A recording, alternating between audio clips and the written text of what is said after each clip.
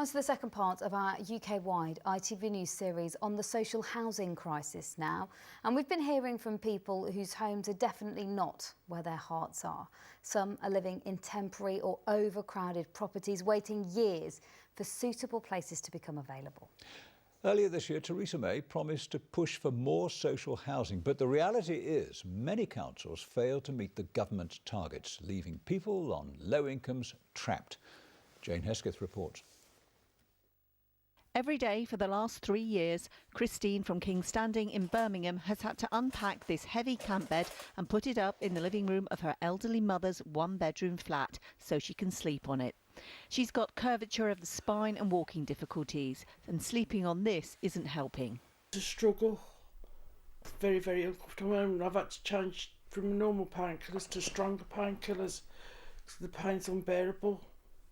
Christine's mum has serious health problems, which is why she moved in to look after her, and assumed as the main carer they'd be moved to a property suitable for both of them. For the past 12 to 18 months, my mum's been in a wheelchair and she just can't get out of the house, and you need somewhere with wheelchair accessibility.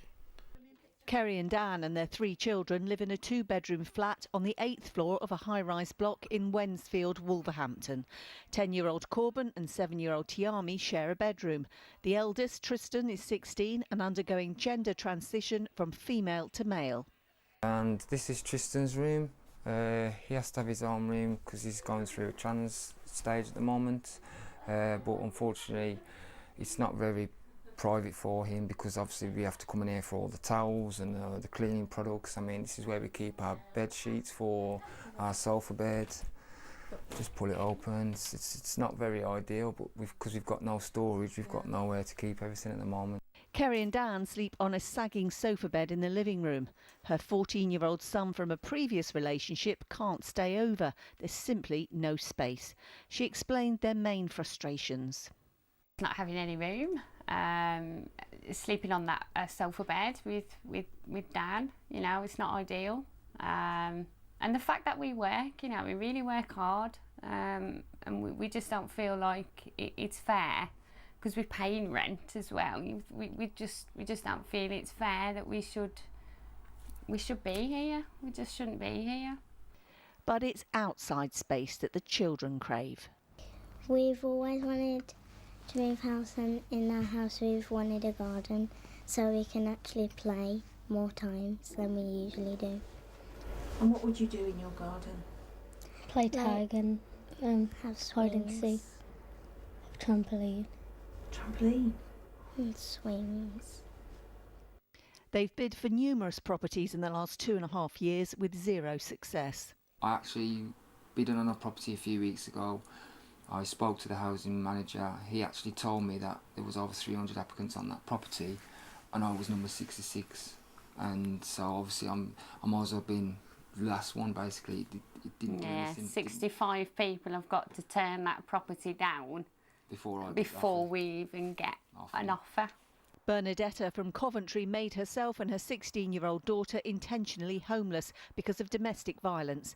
The council gave her a basic hotel room as a temporary measure last October. The room I live, the fridge is here. There's only space for my legs. That's it. I'm not going to lie. There's only space for my legs. I eat there, I drink there, I watch telly there. Next to me, it's a wall. Council housing stock has fallen by 69%. There are now just 2 million homes remaining.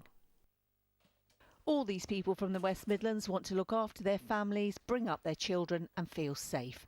But with the chronic shortage of affordable social housing, they have very few options open to them.